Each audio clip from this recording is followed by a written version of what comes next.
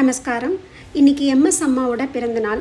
MS அம்மாவுக்கு மகாபெரிவா மீது இருந்த பக்தி நம்ம எல்லாருக்கும் தெரிஞ்சது தான். இவா ரெண்டு பேருக்கும் இடையே நடந்த ஒரு முக்கியமான சம்பவத்தை பற்றி இன்றைக்கி சின்னதாக நினைவு கூர்ந்து பார்க்கலாம். கர்நாடக இசையின் ராணி என்று அழைக்கப்படும் பாரத ரத்னா ஸ்ரீமதி எம்எஸ் சுப்புலக்ஷ்மி அவர்களை யுனைடெட் நேஷன் ஆர்கனைசேஷனில் 1966 அதோட 50th ஆனிவர்சரியை முன்னிட்டு பாட அழைக்கிறாங்க. அந்த முக்கியத்துவம் வாய்ந்த தருணத்திற்காக மகாபெரிவா எழுதினது தான் மைத்ரீம் பஜத என்ற பாடல்.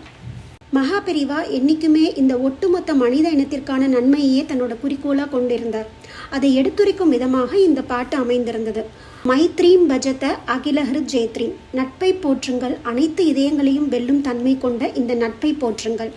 ஆத்மவ தேவ பராண விபஷ்யத, உங்களைப் போலவே மற்றவர்களையும் பாருங்கள். யுத்தம் தியஜத ஸ்பர்தாம் தியஜத, போரையும் போட்டியையும் கைவிடுங்கள். தியஜத பரேஷ்வ கிரமமா கிரமணம், பிறர் மீது ஆக்கிரமிப்பு செய்வதை கைவிடுங்கள். ஜனனி பிருத்திவி காமது காஸ்தே, நம் அன்னையான பூமி எல்லாவற்றையும் காமதேனு பசுவைப் போல அள்ளி கொடுக்கும் தாயாக விளங்குகிறாள். நமக்கு கருணையுள்ள தாய் போன்ற ஒரு தந்தையாகவும் விளங்குகிறாள். தாமியத தத்த தயத்வம் ஜனதா, பொறுமையுடன் இருங்கள், தானம் செய்யுங்கள், அன்பையும் கருணையும் காட்டுங்கள். ஷேயோ பூயாத் சகல ஜனானாம், இவ்வுலகில் எல்லோரும் மகிழ்ச்சியுடனும் வளத்துடனும் வாழட்டும்.